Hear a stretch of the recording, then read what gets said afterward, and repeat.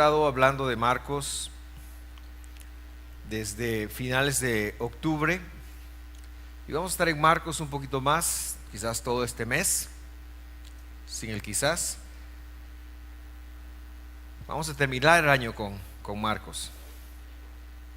Marcos 10:17 dice así, pero yo le quiero pedir que antes de leerlo, usted le pida a Dios, por favor, que le hable esta mañana. Sé que a mí me toca predicar, pero no importa quién está aquí parado al frente, si Dios no le habla a usted, usted va a salir igual. Pero si usted le pide una palabra a Dios esta mañana, no importa quién está aquí, si Dios le habla, eso hace la diferencia. Oremos. Mi buen Dios, gracias por este tiempo. Gracias, Señor, por tu palabra. Gracias, Señor, por el clima. Gracias por cada uno de los que hoy están acá, hoy estamos acá.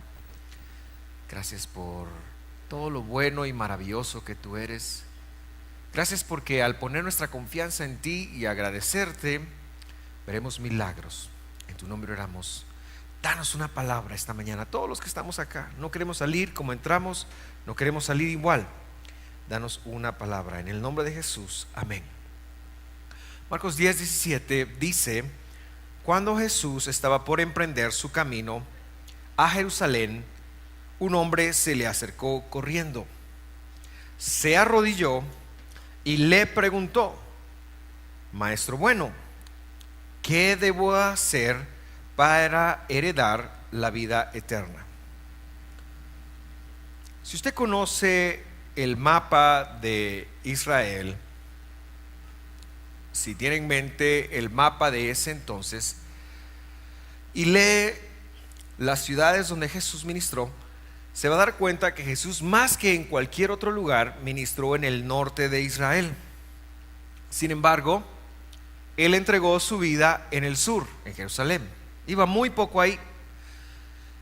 Y entonces Él ha tenido un ministerio de poquito más de 3 años y está a punto de emprender su camino y se está despidiendo de las regiones del norte porque no va a volver más. Él va a Jerusalén y ahí va a morir. Y es en estas situaciones que se le acerca a este hombre un tipo de urgencia, porque venía corriendo y se le arrodilló. Ahora, este es un dato muy importante, porque si usted conoce a algún judío, esos no se le arrodillan a nadie, ni siquiera en un lugar como este, en donde todos podemos decir postrémonos delante del Señor.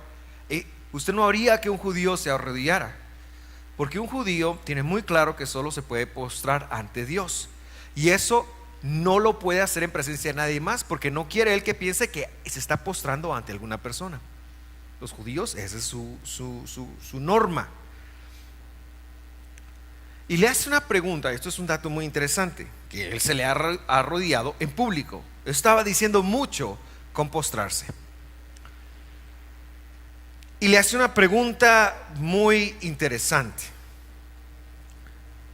Maestro bueno. Ya veremos la reacción de Jesús a esas palabras, pero también le hace una pregunta: ¿qué debo hacer para heredar la vida eterna? ¿Qué debo hacer para heredar la vida eterna? Nos cuesta mucho, 2000 y pico años después, entender toda la teología que está detrás de este versículo.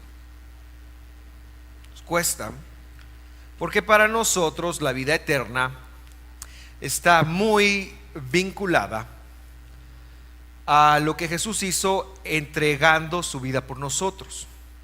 Y nos han hablado que es por gracia, y entonces no existe un papel preponderante del ser humano en ganarse la vida eterna. Pero esto es contrario a la historia que veremos hoy.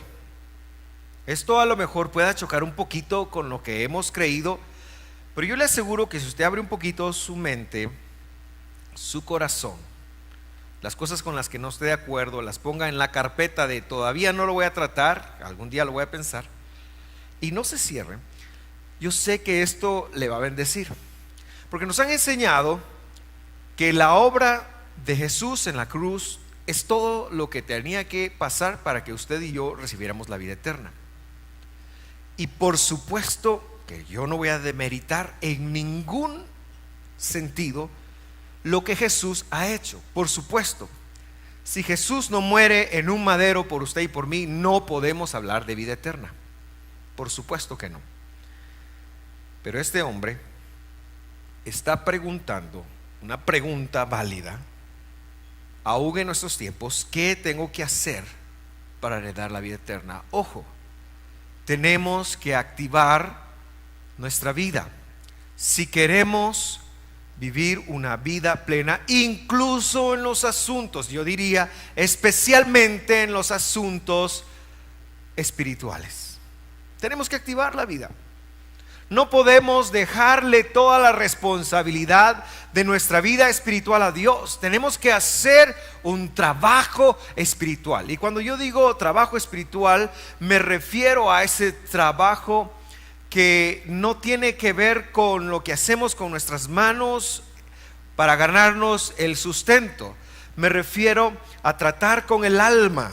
Me refiero al crecimiento personal. Me refiero a poder esforzarnos por superar los traves, los traumas, las iras, los enojos. Me refiero a cambiar la mentalidad. Me refiero a sustituir emociones que no funcionan. A eso me refiero por trabajo espiritual. Entonces este hombre está preguntando: ¿cuál es el mandamiento que me trae la vida eterna? Eso es lo que está preguntando.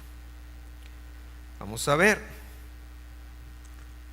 Los mandamientos nos sirven para heredar la vida eterna. Ahí lo va a ver, usted lo va a ver. Y él está preguntando: ¿qué tengo que hacer para heredar la vida eterna? Ahora bien, para el judío del primer siglo, el receptáculo original, el receptor original de la palabra de Dios, la vida eterna, ¿qué es ese concepto de la vida eterna? Porque tiene una pequeña variación con lo que nosotros creemos que es la vida eterna. Yo le pregunto a usted: ¿cuál es su concepto de vida eterna? Por favor, piense en este concepto de vida eterna. Es algo que vemos muy lejos normalmente. La vida eterna, dice uno: oh, eso va a pasar cuando yo me muera. El día en que yo me muera, dice el himno, te vas a quedar llorando y te acordarás de mí. En la alabanza no solo ensayamos canciones, también si algún día se da una administración de esa índole, tenemos unas cuantas canciones que lo pueden poner a llorar. ¿Qué significa la vida eterna para usted? ¿Cuál es su concepto de ella? Porque para el cristianismo normalmente es algo que empieza el día que yo me muera.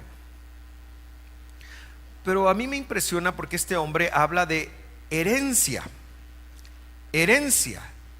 ¿Qué tengo que hacer para heredar la vida eterna? Y yo le pregunto a usted: ¿qué tiene usted que hacer para heredar los bienes de sus progenitores? ¿Qué tiene que pasar? Se tienen que morir, ¿verdad? Cuando un hombre o una mujer se esfuerza y a lo largo de la vida va amasando cosas, el día en que muere, pues ya puede disponer a quién le deja qué. Eso es una herencia. Este hombre está pidiendo su herencia, pero a diferencia de nosotros la está pidiendo en vida. Entonces la vida eterna es algo que vamos a empezar a recibir de nuestro Padre, porque Él murió y resucitó en la persona del Hijo a partir de ahora. La pregunta que le hace el hombre a Jesús tiene una respuesta, ya la vamos a ver. Pero yo quiero enfocarnos en algo, y por eso le vuelvo a preguntar: ¿de qué va a hablar Jesús? ¿De qué va a hablar Jesús? Ayúdeme. ¿De qué va a hablar? ¿Cuál fue la pregunta? Ok, entonces ¿de qué va a hablar? De vida eterna. De vida eterna, ¿sí? ¿Estamos claros? Jesús va a responder de vida eterna. Preguntaron algo, eso va a responder. Ok, sigamos leyendo entonces. ¿Por qué me llamas bueno?, preguntó Jesús. Solo Dios es verdaderamente bueno. ¿Qué está diciendo? ¿Yo no soy Dios? Muchos se han agarrado de esto para decir que Él no es Dios. No. Lo que sucede es que el sacerdocio de ese entonces está tan corrompido que ellos se hacían ver como los buenos, y Jesús está desmarcando de ser un sacerdote de ese tiempo. Por supuesto que Él es bueno, pero no quería ese título para que no lo asociaran con un líder espiritual de esa época. Y luego la respuesta de Jesús, del que dio su vida en el madero por usted para salvarlo. La respuesta de Él es la siguiente: pero para contestar a tu pregunta, tú conoces los mandamientos.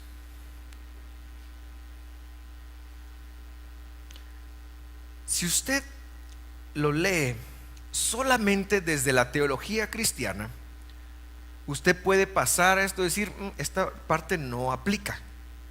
Esta parte no aplica a mi vida, porque yo, para heredar la vida eterna, tengo que creer en Jesús. Pero su Jesús respondió: para heredar la vida eterna, ¿qué tienes que hacer? Hacer mandamientos. Y para que no le quedara ninguna duda ni a él, ni a usted, ni a mí, dice: no matarás, no cometerás adulterio, no robarás, no des falso testimonio, no estafarás a nadie, honra a tu padre y a tu madre. ¿Ha oído esos mandamientos alguna vez? ¿En dónde están?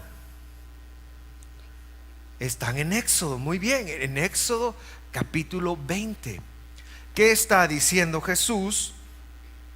Está diciendo que no nos podemos separar ni divorciar de su palabra. Está diciendo que los mandamientos tienen un valor todavía, que nos ayudan a heredar la vida eterna. Por supuesto, y enfatizo, para usted y para mí esto es completamente nulo si no tenemos fe en Jesús como nuestro Salvador. Y por eso en las semanas que nos antecedieron hemos estado hablando de eso. Hemos estado exaltando la figura de nuestro Redentor y de la obra que ha hecho. Pero cuando le preguntan a Él: ¿qué tengo que hacer para vivir una vida a todo dar, para llevarme bien con el prójimo? Como veremos a continuación, ¿qué tengo que hacer para estar bien? Jesús lo refiere a este hombre a la palabra de Dios y lo refiere a los mandamientos. Es muy interesante que no le digan, que no le cuenten, porque a lo mejor le mienten. ¿Quién está hablando de esto? Es nuestro Redentor, es nuestro Mesías. Este no es Pablo, este no es Pedro, este no es Moisés, este es lo mejor. El personaje que está hablando esto es Dios mismo. ¿Qué debo de hacer para heredar la vida eterna? Debo de conocer los mandamientos. Y la palabra conocer me lleva a mí a una forma de conocerlo de una manera tan íntima que los pueda aplicar en mi vida. Jóvenes, volteé para acá, entonces dije jóvenes, todos son jóvenes. Tenemos una labor por hacer para cuidar de nuestra salvación.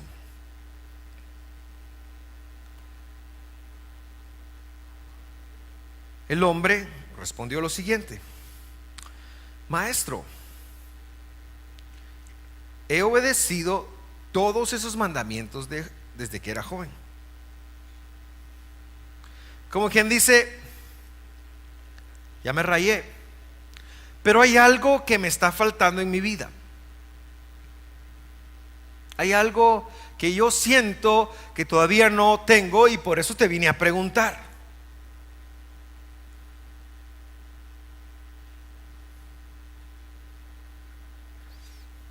Son bromas, Santiago. Le estoy diciendo a Santiago que ya lleva una.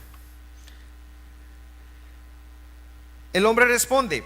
Jesús miró al hombre y sintió un profundo amor. Perdón, Jesús responde por él. Hay una cosa que todavía no has hecho, le dijo él. Anda y vende todas tus posesiones y entrega el dinero a los pobres y tendrás tesoro en el cielo. Después ven y sígueme. Y esa palabra es muy interesante, porque lo que Jesús está diciendo es: si quieres dar la vida eterna, tienes que guardar mandamientos. Pero aquí habla de tesoro. ¿Qué podemos deducir? Podemos deducir que cuando cumplimos un mandamiento, aunque no estemos como tan emocionalmente vinculados. Preguntó un hombre, y yo quiero hacerle la misma pregunta a usted: ¿qué es mejor? Fíjese pues, que usted haga algo que usted sabe que tiene que hacer obligado. O sea, viene Dios y le dice: yo quiero que hagas esto, y que usted dice: eso no mucho me cuadra a mí. Vamos a hablar del perdón. Hablemos del perdón. ¿Les parece? El perdón es revelador en esto. ¿Cuántos nunca han tenido que perdonar a nadie? Levanten su mano los que nunca han tenido que perdonar a nadie. ¿Quién nunca ha sido ofendido aquí, por favor? Ok, somos humanos. Buenísimo. Viene Dios y te dice: mira, a la persona que te ofendió lo tienes que perdonar. Esto es un mandamiento. Esto es un mandamiento. Entonces, ¿qué es mejor?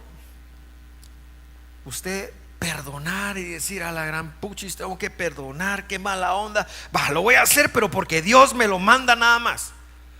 ¿Qué es mejor? Eso, o venir y decir: usted no conoce el mandamiento, pero usted dice: no, yo voy a perdonar, aunque no tenga que hacerlo, yo no sé nada de Dios, pero yo quiero estar bien con mi corazón, entonces voy a perdonar. ¿Qué es más correcto ante Dios? Estamos tentados a decir lo segundo: el que no está obligado tiene una buena actitud. Pero la verdad es que para el pueblo de Dios lo mejor es lo primero. Tiene mucho más mérito que cuando nosotros sabemos que tenemos que hacer algo que no queremos hacer. El hacerlo, aunque vaya en contra de nuestra voluntad, tiene mucho más mérito, porque Dios está viendo eso. Queridos hermanos, los mandamientos se van a acumular en el cielo para que usted tenga una vida eterna.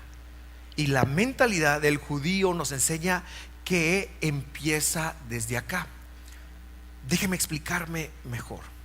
Todo viene de Dios. Dios es el dador de todas las cosas. Toda buena dádiva y todo don perfecto descienden del Padre de las luces, en el cual no hay sombra de variación. Tu Padre que te ama, que desea tu bien, aunque a veces no lo sientas, aunque a veces le ores, le pidas. La próxima semana vamos a hablar un poquito de por qué no son respondidas nuestras oraciones. Pero aunque tú le ores, le pidas y no tengas alguna respuesta, tu Padre de todas maneras te ama, y Él quiere darte y Él quiere bendecirte. Pero hay cosas, hay un trato. No, ese no es el tema hoy. Pero cuando nosotros entendemos que Dios es el dador de todas las buenas cosas, Dios es el dador de todas las buenas cosas. Para usted y para mí funciona de la siguiente manera: yo vengo, conozco a Jesús, eso me da un acceso, eso me da una llave. Pero yo tengo que seguir viviendo mi vida aquí en esta tierra con ese entendimiento. Por supuesto que tengo que trabajar, pero Dios se disfraza de mi trabajo para prosperarme, para bendecirme, para darme finanzas. Por supuesto que tengo que amar al prójimo, pero Dios se disfraza de ese esfuerzo para bendecirme con buenas relaciones. Es decir, Dios es el dador de todo, pero por supuesto que requiere de nuestro esfuerzo. Por supuesto que requiere nuestro esfuerzo. ¿Y cómo hace Dios para bendecir a la persona que va a heredar la vida eterna? Va y busca de su tesoro. Va y busca de su tesoro que Él tiene donde Él está, y le dice: ok, si tiene fondos. ¿Alguna vez giró usted algún cheque sinfónico. Hay personas que hacen los cheques así, los sueltan y la chequera hace ¡pum! Porque rebota. En el cielo, con respecto a Dios, no podemos girar cheques sin fondos. Y a veces nuestras oraciones no son respondidas porque no tenemos tesoros en los cielos, porque no hemos enviado un capital al cielo. Y la idea es que usted en la tierra debe de vivir de los intereses, porque en ningún banco terrenal pagan tan bien como en el cielo. Espero que esto vaya siendo un poquito más claro en la medida que avanzo. Jesús ama a este hombre y no va a pasar en alto su necesidad, como tampoco va a pasar en alto tu necesidad. Este hombre le está haciendo una petición, y cuando Jesús le dice ¿qué tiene que hacer? Guardar los mandamientos. Su respuesta es ya lo hice. Entonces Jesús lo ama, y Jesús te ama a ti lo suficiente como para pedirte que hagas cosas que te van a bendecir aunque no estés de acuerdo con ellas. El otro día, o yo no sé si a usted le ha pasado, a veces uno va en algún lugar y uno ve personas pidiendo dinero en la calle. ¿Le ha pasado? Algunos tienen la política de no darle a las personas que piden. Algunos tienen la política de darle. Yo soy de los que tienen la política de dar una moneda. Al que me pida yo le voy a dar una moneda. Y entonces ando buscando monedas o quetzales, porque si llevo billetes de a 100 ahí, entonces esa política no sería mi política. Entonces al que me pide, yo abro la ventana y le doy. Y a veces voy con mis hijas y les digo, miren, hay que darles. Esa es mi política. Esa es mi política. No estoy diciendo que sea la política correcta, pero es la que yo tengo. Pero yo me pregunto, si yo amo a las personas a las que estoy dando una moneda, ¿sabe qué? Lo hago porque, como decía hace un momento, entiendo yo que es como un mandamiento de darle al pobre. Así lo entiendo yo. Esa es mi explicación. Yo lo hago y probablemente están usando esto, probablemente lo están haciendo, probablemente gana más que yo haciendo eso. Eso no me importa. A mí eso no me importa. ¿Qué esa persona va a hacer con ese quetzal? No me importa. Si se lo quiere tragar, que se atragante y morir, está bien, es su problema. A mí no me importa. Yo no voy a pedirle cuentas, voy a decir, esos que se dedican a limpiar vidrio, esos ganan más dinero que uno usted. Entonces mejor compremos ese hulito y pongamos. Ese es problema de ellos. Pero mire, una vez iba yo y vi a un niño. No, perdón, fue una señora. A una señora. Bajé el vidrio y la acostumbrada moneda. Y yo me cuestioné mismo, me empecé a preguntar, ¿y yo la amo a ella? ¿O solo me la estoy quitando encima? Y la respuesta inmediata es, me la estoy quitando encima. Estoy quedando bien con mi conciencia. ¿Qué debería hacer si yo la amo a ella? Yo diría parquear el carro, pensé, y lo pienso mucho, me pasa mucho. Yo diría parquear el carro, yo debería hablarle del amor de Dios, yo debería decirle, mire, usted no tiene por qué hacer eso, usted puede trabajar, usted puede esforzarse. ¿A qué se puede dedicar? Yo conozco a alguien que la pueda emplear y vincularme de alguna manera con esta persona para darle una verdad distinta a la que tiene. Eso significaría para mí, imagínese usted, hacer eso con cada persona que le pide dinero a uno. Es imposible, es mucho esfuerzo, pero eso significaría para mí amarla. Ahora, Jesús puede tomar la vía fácil y decirle, guardar los mandamientos, papito, estás rayado, dale, vas fijo, bien campeón. pero no hace eso. Decide amarle y entonces ahora sí va a tocar con su corazón. Por favor, yo quiero que usted observe. Hemos pensado que la única manifestación del amor es proveer para todas las necesidades, pero la manifestación que Jesús nos va a enseñar aquí es que el verdadero amor es aquel que toca la verdadera necesidad para que esa persona de una forma responsable enfrente cuál es su verdadero problema. Y por eso cuando nosotros le pedimos a Dios, Señor, dame esto, Señor, hazme otro, la respuesta de Dios, que va a ser con amor, siempre va a ser a enfocar cuál es tu verdadero problema, a que seas una persona responsable, a que dejes de depender de los demás, a que levantes tu autoestima, a que te veas como Dios te ve y cambies y vivas mejor. Y entonces le pide 3 cosas. Le dice, número 1, vende todo lo que tenés. Seguramente este hombre iba bien vestido, pero no era solo su apariencia. Jesús conoce hasta las intenciones del corazón, el tuyo, del mío y de él. Entonces le pide, da todo, vende todo lo que tienes, dalo a los pobres y sígueme. Eso te dijo, es lo que te va a asegurar que puedas vivir bien el resto de tu vida. Él le estaba enseñando cómo incrementar su capital. Entonces el hombre le respondió, o esto es lo que sucede con el hombre. El hombre, al oír esto, puso cara larga. A mí me gustan mucho esas expresiones. Usted puede alargar su cara, no se puede, pero lo que quiere decir es que o se enojó o se entristeció, se decepcionó, le dio alguna especie de chiripiolca, ¿verdad?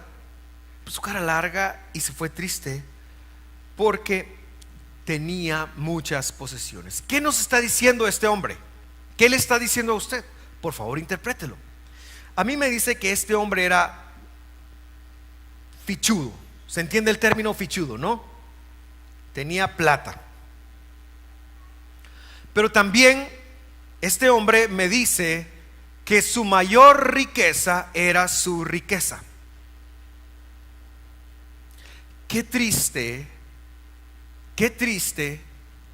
que tu mayor riqueza sea tu riqueza, es decir, tu efectivo, lo que tienes en el banco, lo que posees. Si tu mayor riqueza es esa, eso es muy triste. Cuando Jesús lo ama, Él ve que su mayor problema es que su vida dependía de lo que tenía, y pensar en no tenerlo no era una opción, a pesar de que Dios le estaba dando la clave para la bendición más grande, más que jamás él podía imaginarse. Qué triste es cuando tu riqueza es tu mayor prioridad. Y aquí quiero decir algo. A veces nos acostamos pensando en plata, ya sea que la tengamos o que no la tengamos. Nos levantamos pensando en plata, oramos pidiendo plata, y hacemos de la vida, de la plata, lo más importante de la vida. Eso es muy fácil hacerlo, especialmente en este día, en estos años. Qué fácil es hoy, donde todo tiene que ver con dinero, donde tienes que hacer esto, tienes que hacer lo otro. Qué fácil es poner el corazón en la plata. Yo no tengo ningún problema con la plata, al contrario, como dice el himno ese que cantan los argentinos: quiero plata, quiero plata, quiero plata, plata ya. ¿Lo ayudo? Ese es cristiano. Oiga las radios cristianas más a menudo, sería bueno. Hay unos que hasta en el carro llevan la telenovela. Olvídese eso. Veamos uno de los pasajes peor interpretados de la escritura. Jesús miró a su alrededor y dijo a sus discípulos: qué difícil para los ricos entrar en el reino de los cielos. Los discípulos se quedaron asombrados de sus palabras. Pero Jesús volvió a decir: queridos hijos, es muy difícil entrar en el reino de Dios. Queridos hijos, es muy difícil entrar en el reino de Dios. Querido hermano, es muy difícil ser cristiano. No es fácil. Requiere un compromiso con tu trabajo espiritual, como vamos a ver a continuación. No es fácil ser cristiano, pero es imposible no tener relación con Dios. O sea, no estás aquí para facilitarte la vida. Estás en esta tierra para trabajar, para trabajar, para trabajar. Qué difícil es entrar en el reino de Dios. De hecho, dice, es muy fácil, o es más fácil que un camello pase por el ojo de una aguja, que un rico entre en el reino de Dios. Y muchos a lo largo de esos 2000 años se han tomado de estas palabras del Mesías para exaltar la pobreza, para decir, entonces hay que ser pobre. Entonces mientras más pobre, más humilde, y entonces Dios se va a alegrar. Y se toman de este y otros pasajes para amar, para exaltar la pobreza. Pero eso no es lo que Jesús está diciendo aquí. No es para nada la idea que Él está diciendo. Lo que Él está diciendo es que para aquellos que las posesiones sean su riqueza, es prácticamente imposible entrar en el reino de Dios, un lugar donde vamos a confiar en Dios, incluso para ser provistos económicamente. Y eso, mis queridos hermanos, tiene que ver con heredar la tierra prometida, la vida eterna. Perdón, ya estoy hablando yo cosas que todavía no. Ok. Ahora yo quiero hablar de riqueza y pobreza y todo. Ahí hay tres personas. Reconoce a la que está a la derecha. ¿Quién es? Bill Gates. Buenísimo. ¿El de en medio? Estoy en el lago de Atitlán con cara de chafa. ¿Qué dijo? El Chapo. Está bien, pero que me pida oración quiero ver. Y a la izquierda está un granjero africano. Quiero hablarle de la riqueza. La riqueza es subjetiva. Por ejemplo, el que está en medio, con respecto de Bill Gates, es un pordiosero. ¿Sí? Bill Gates tiene tanto dinero que se podría dedicar a regalar $1,000,000 a todos los habitantes de Estados Unidos y de Guatemala, y no le afectaría para nada. $1,000,000. Piense usted qué puede hacer con $1,000,000. Primero lo van a acusar de narco, pero imagine eso, imagine esta cantidad de plata. ¿Qué podría hacer usted con $1,000,000? Si Bill Gates nos diera $10,000,000 a cada uno, no significaría nada para él. La relación es la misma que yo hago cuando bajo y doy una moneda de quetzal a las personas que me lo piden en la calle. Es la misma. Entonces, su servidor, para Bill Gates, yo soy un pordiosero. Yo soy un pordiosero. Pero para el granjero africano que vive con menos de $1 al día, $1, menos de 8 quetzales al día, él podrá decir, ese lentudo que está ahí es millonario. Mírelo, está en el lago más hermoso del mundo.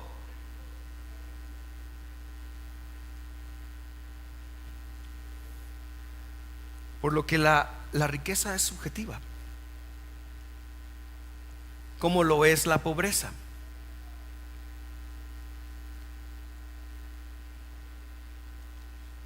Así que Jesús está hablando de un trabajo espiritual que este hombre tendría que hacer, y que cada uno de los que estamos acá tendríamos que hacer para heredar la vida eterna. El problema no es el dinero. El problema es cuánto usted lo ama, cuánto usted depende de él, qué tan importante sea para usted, porque el dinero es un medio. déjeme decirle algo. Tener el dinero de siervo, si el dinero le hace los mandados a usted, eso es una bendición.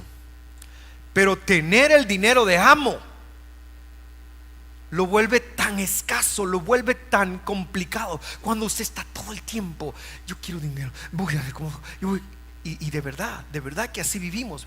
Y descontamos a Dios. Tenemos a Dios por un lado, y todo el tiempo estamos afanados y viviendo. Y el dinero, y así como el dinero, pueden ser muchas otras cosas. El contexto es el dinero, y por eso yo hablo de él. Pero está tan mal entendido esto. Entonces pensar, no, entonces tenemos que ser pobres y no, lo que está hablando Jesús es de aquellas personas que el dinero es su amo. ¿Por qué? Tome a Bill Gates. Bill Gates creó una fundación el año pasado. No fue el año pasado, el 2010 creo que fue, donde se dedican a donar millones de dólares. Dice que los dan. Y hay un proyecto contra el SIDA. ¡Bum! ¿Cuánto? Es más, se contactó con otras personas que tenían tantos millones como él y se dedican a donarlo. ¿Y sabe qué sucedió con Bill Gates? Se hizo más rico. Cuando empezó a repartir su plata, se hizo más rico todavía. Y aquí estamos nosotros, que no repartimos nada, o que el dinero es nuestro amo y no avanzamos en la vida. Ok, no se enoje. El problema no es el dinero. El dinero no es bueno ni malo. Mire lo que dice Timoteo: el amor al dinero es la raíz de toda clase de mal.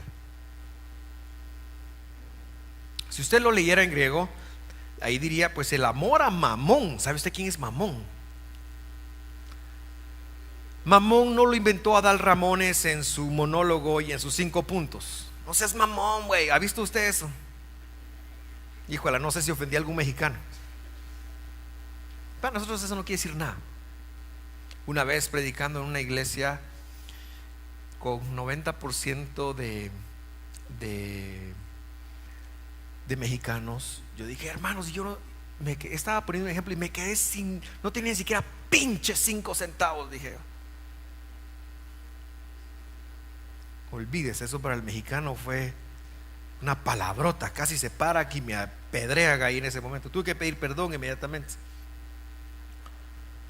Mamón es el dios del dinero, es la energía demoníaca que controla el dinero y a las personas que se lo permiten.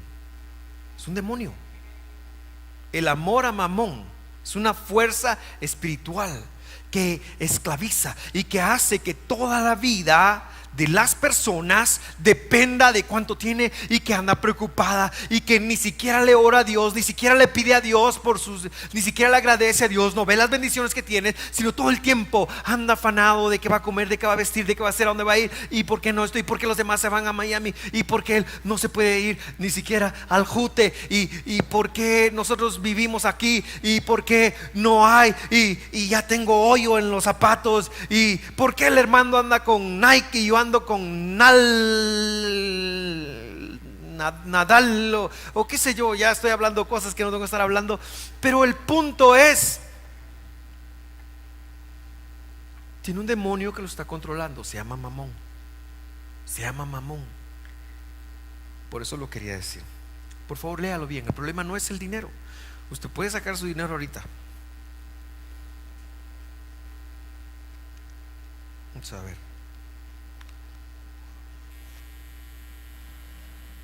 Es un billete de $50. Lo cargo aquí porque no me lo he querido gastar. Pero si yo lo empiezo a testar, no. Este es el presidente Ulises Grant, tan guapo que es él. Pero cuando yo entiendo, este es un papel, o sea, yo lo tiro y tranquilo, no se va. Espérese. Esto no, ¿qué? Esto no se va a ofender. ¿Qué estoy haciendo ahí? ¿Verdad? ¿Esto qué? Tengo que pagar la tarjeta, Huicho. Pero si yo lo tengo así como, no quiero, yo lo tengo. Ven y toma el trono de mi corazón. Es complicado. Lo voy a guardar para que usted ya no esté tentado. Ya le vi la cara de pecado que tiene. Ahora, quiero aterrizar en algo. Regresemos a Marcos. Quiero decir que no es una prédica ni que Jesús nunca trató de exaltar la pobreza, para nada. Jesús dijo: los pobres siempre los tendrán, pero porque la pobreza es una condición que trae mamón. Entonces la pobreza no importa cuánto usted dinero tenga. Pero esa no es la enseñanza. Los discípulos quedaron atónitos. Pregunto yo, ¿por qué quedaron atónitos? Porque no eran pobres. Qué difícil es entrar al reino de Dios. Si hubieran sido pelados, lo primero que dicen: amén, aleluya, gloria a Dios, ya la hice, soy pelado. Pero como no eran pelados, hijo de la gran, dijo Pedro, voy a tener que vender las barcas, voy a ver qué hago. Pero ese no era el punto de Jesús. Hay algo mucho más allá en lo que yo quiero aterrizar con usted. ¿Quién podrá ser salvo?, preguntaron. Jesús los miró fijamente y dijo: humanamente hablando es imposible.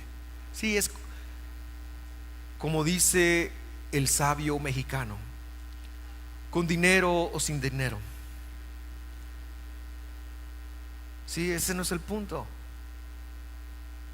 Es fácil, es difícil entrar al reino de los cielos con dinero o sin dinero. Humanamente es imposible, pero no para Dios. Con Dios todo es posible. Así que las personas que exaltan la pobreza y que bendición, se les olvidó que con Dios todo es posible. Yo quiero que usted, por favor, le dé un contexto a eso. ¿Qué es posible con Dios? Con Dios todo es posible. Salir de tus deudas con Dios es. Recuperarte económicamente con Dios es. Ser sano en el nombre de Jesús con Dios es. Si no, es imposible. No te desesperes. Pero Dios está tratando con las intenciones de tu corazón, con lo que está adentro, con lo que está en tu corazón. Y sigue diciendo. Entonces Pedro, yo amo a Pedro, ustedes. Me veo tan representado en bocón, en impulsivo con Pedro. Yo amo a Pedro, es mi apóstol favorito. Yo sé que es el que menos libros escribió, no es como Pablo un erudito, pilas. Yo amo a Pedro. Pedro comenzó a hablar. Nosotros hemos dejado todo para seguirte. Y ese era el punto. A pesar de que lo habían dejado todo, no eran pobres para seguirte.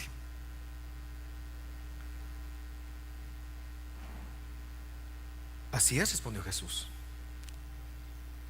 Y les aseguro que todo el que ha dejado casa, o hermanos o hermanas, o padre o madre, o hijos o bienes por mi causa y por la buena noticia. Ahora yo quiero que entendamos bien este versículo nuevamente. ¿Está Jesús pidiéndonos que nos volvamos unos irresponsables? Pregunto. ¿Habrá que, si el niño tiene necesidad de leche, no, yo voy a seguir a Cristo, que mire que haga? Lo que quiere decir que la familia de Pedro no vivió eso. La familia de Pedro estaba bien cuidada. Quiere decir que la familia de Juan estaba bien cuidada. Ellos habían dejado todo por seguirlo a Dios. Entonces no está hablando de que yo debo de convertirme en una persona irresponsable. ¿Será que me está pidiendo que ya no vaya a visitar a mis padres, que deje de honrarlos? El mismo que me acaba de decir que los mandamientos me hacen heredar la vida eterna y que mencionó en ese mandamiento, el mandamiento de honrar padre y madre, que es el primero con promesa, ahora me está diciendo que lo tengo que dejar. No está hablando de eso. Aquí hay que hacer una interpretación a qué se refiere. Y hay una palabra que quiero que se aprenda. Es la palabra Kavaná.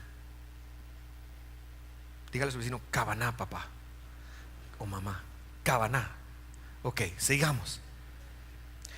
No son mentiras. La palabra Kavaná, que es sí, Kavaná. Kavaná, Kavaná, Kavaná, Kavaná. Ese es boomerang. La palabra Kavaná quiere decir intención. Es lo que quiere decir. Está hablando de la prioridad. Está hablando, mis queridos hermanos, de que te conviertas en un discípulo de Jesús. Un día, en algún lugar, tú levantaste la mano y dijiste: yo quiero recibir a Jesús y aceptarlo en mi corazón. Hiciste la oración y recibiste la vida eterna. Ok, eso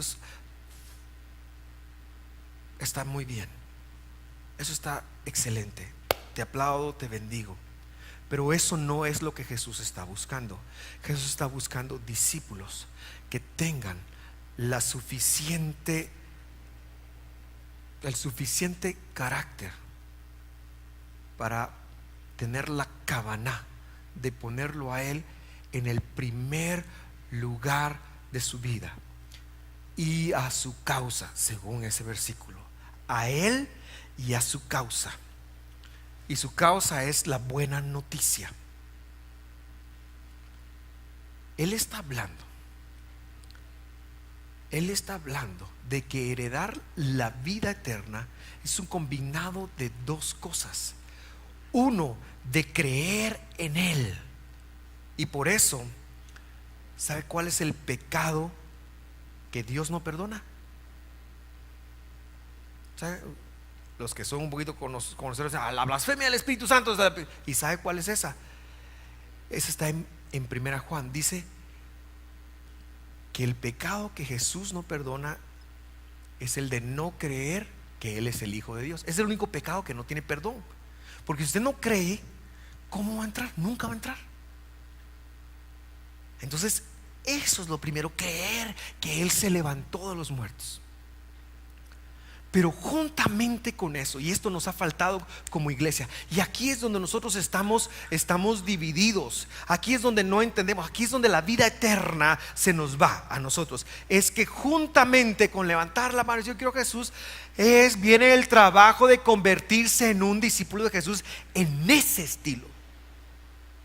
En ese estilo, como lo eran Pedros, no volviendo irresponsables. Por supuesto que no. No dejando nuestras obligaciones sin cumplir. Por supuesto que hay que trabajar. Pero está hablando de la Kavaná, de la intención de tu corazón. Que tu trabajo espiritual es poner a Jesús en el primer lugar de tu vida. Arriba del dinero, arriba de tus padres, arriba de tu esposa, arriba de tus hijos, arriba de todas las cosas. Esto es un trabajo muy difícil. Esto no es fácil. Esto es algo que requiere apartar un tiempo. Y por eso hemos hablado de la plegaria personal a solas. Esto requiere de un trabajo que tiene que ver con conectarse con Él, con empezar a crecer, agrandar la fe y trabajar y trabajar y trabajar y trabajar en seguirlo continuamente. Queridos hermanos, el cristianismo está en crisis, de verdad que lo estamos. Me mencionaba alguien que cada año se publica una encuesta religiosa en Guatemala, que hace 10 años la publica Prensa Libre. Teníamos el 96% de personas que creían en Jesús. 96%. Esta estadística une la iglesia evangélica protestante con la iglesia católica protestante. No solo católica. Hace 10 años, 96%. Y año con año perdemos un punto porcentual. Es un montón de gente. Vamos por 87. O sea, que el cristianismo, sea protestante, evangélico o católico, no está creciendo, no está impactando. Falta abrir los ojitos un poquito y ver lo que está pasando. Tenemos un montón de convertidos, tenemos un montón de personas que saben un montón de Biblia, pero que no la viven porque no tienen la intención de tener a Jesús en su corazón como el primer lugar. No podemos seguir así. No debemos seguir así, porque no estamos heredando la vida eterna y le hacemos, no, eso, le ponemos caso a lo que nos gusta, pero a lo que no nos gusta, a lo que no nos parece, no, eso no es. El mensaje lo hemos bajado y hemos pensado que hay cosas de la Biblia que no nos toca cumplir o que eso no importa. Hemos circunscrito nuestro evangelio a cómo nos sentimos. No está bien. A cómo pensamos nosotros por sobre lo que Dios dice. Eso tampoco está bien. Hemos convertido el evangelio en algo muy bajo. Y primero estoy yo, mis necesidades. ¿Nos ha funcionado? No. Seguimos amargados, pobres, fregados, endeudados, enfermos, etcétera, etcétera, etcétera. Por favor, hártese de esa vida. De verdad. Porque mientras estaba haciendo esta prédica, dijo: yo me tengo que hartar de esta vida, no seas baboso. Perdón, se me salió una palabrita ahí.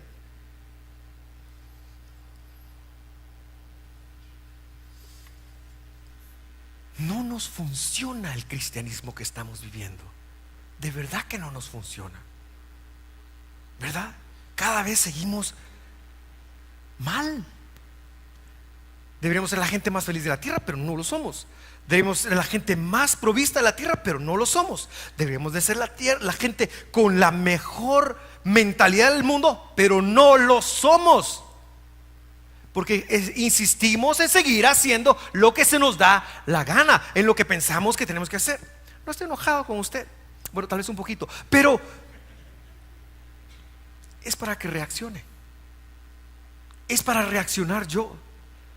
Estamos tan cómodos, nos levantamos, trabajamos y, como diría el doctor, ven por la mañana y seguimos haciendo cosas y no vamos a Dios y tenemos tanta otra prioridad. Y primero está mi novia, primero está la señora, primero están los nenes, primero está Master, Visa, qué sé yo, quién esté primero.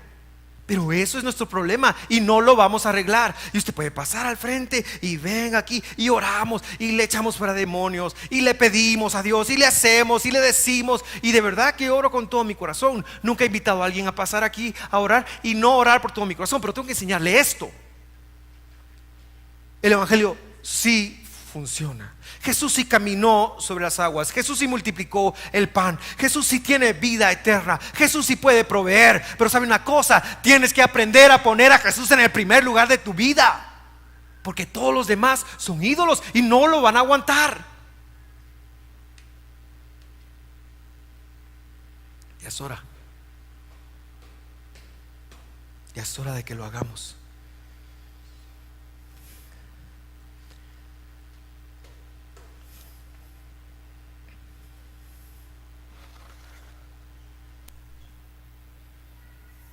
Qué regadero. Querido hermano, querida hermana, yo no estoy enojado, pero sí estoy asustado. Estoy asustado de mi vida. Estoy asustado de cómo vivo. Estoy asustado de ver cuánta prioridad hay por encima de Jesús. Y estoy asustado cuando lo veo por todos lados. Cuando no nos importa. Cuando diciembre, el mes más lindo del año, todo el mundo está pensando en qué va a recibir en aguinaldo. Y ahí se murió. Cuando lo que yo quiera es más importante. Y por eso no podemos ver por qué a los grandes hombres de la Biblia sí les funcionó. ¿Sabe por qué? Porque Dios era lo primero en sus vidas.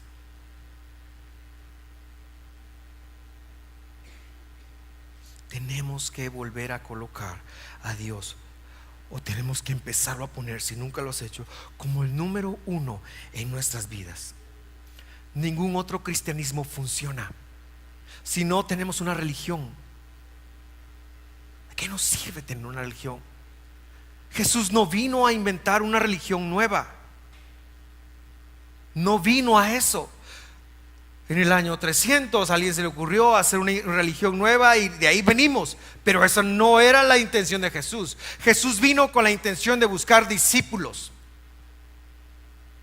Esa fue su intención. Jesús vino con la intención de salvar al mundo y buscar discípulos que se pudieran apegar a Él, porque Él sabía que aquel que lo ponía por sobre todas las cosas iba a tener éxito sin medida en todo lo que hiciera. A eso vino. ¿Cómo lo pones en primer lugar? Eso fue lo que el muchacho no quiso atender. Dijo: no, si tengo que bajar el dinero de ahí, no me interesa. Mi oración es que eso no se repita con usted, porque no te va a funcionar el evangelio.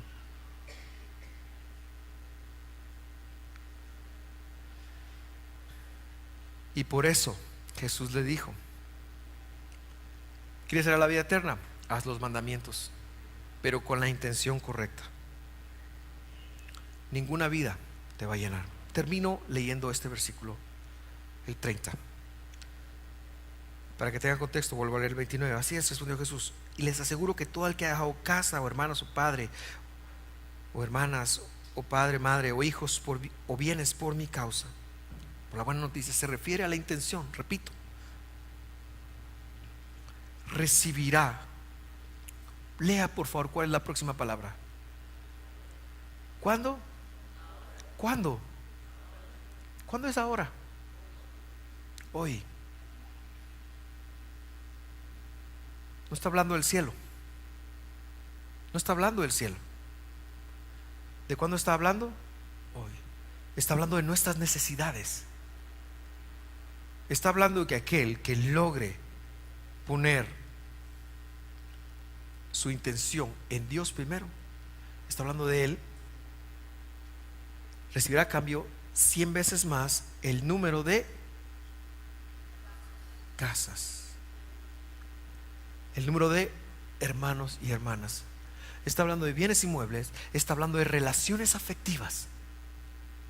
¿Cómo es que a veces nos dedicamos a una relación afectiva y a ver cómo le podemos hacer? Y no, yo voy a sacrificar y no voy a buscar a Dios, no voy a la iglesia y me voy a enfocar en mi familia, y no nos pasa.